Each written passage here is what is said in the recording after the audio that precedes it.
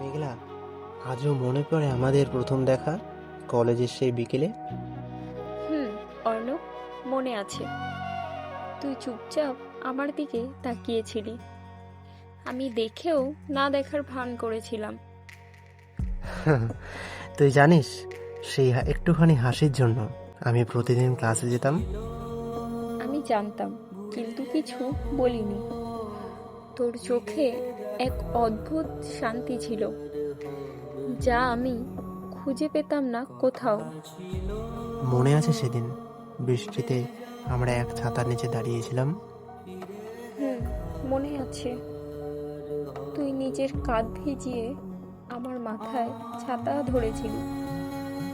সেদিনই বুঝেছিলাম আমি তোর প্রেমে পড়েছি। আর আমি তখন থেকে তোর নামটা মনে মনে লিখে রেখেছিলাম।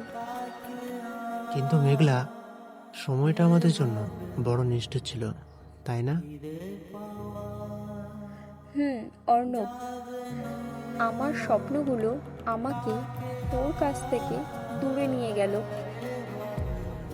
আমি তোকে থামাতে চেয়েছিলাম, কিন্তু তোর চোখে আশা দেখে চুপ করে গিয়েছিলাম। হুম, আমি ভেবেছিলাম দূরত্বে ভালোবাসা মরে যায়, কিন্তু তা তো আরো গভীর হয়ে গেল। এখন তুই অনেক দূরে, কিন্তু আমি প্রতি রাতে আকাশের দিকে তাকিয়ে তোর কথা ভাবি। তুইও কি আমার কথা ভাবিস? হ্যাঁ অর্ণব, আমি দেখি, আর প্রতিটা তারার মাঝে তোর মুখ খুঁজি। যদি একদিন আবার দেখা হয়, আমি শুধু বলবো তুই আমার জীবনের সবচেয়ে ভালো অনুভূতি।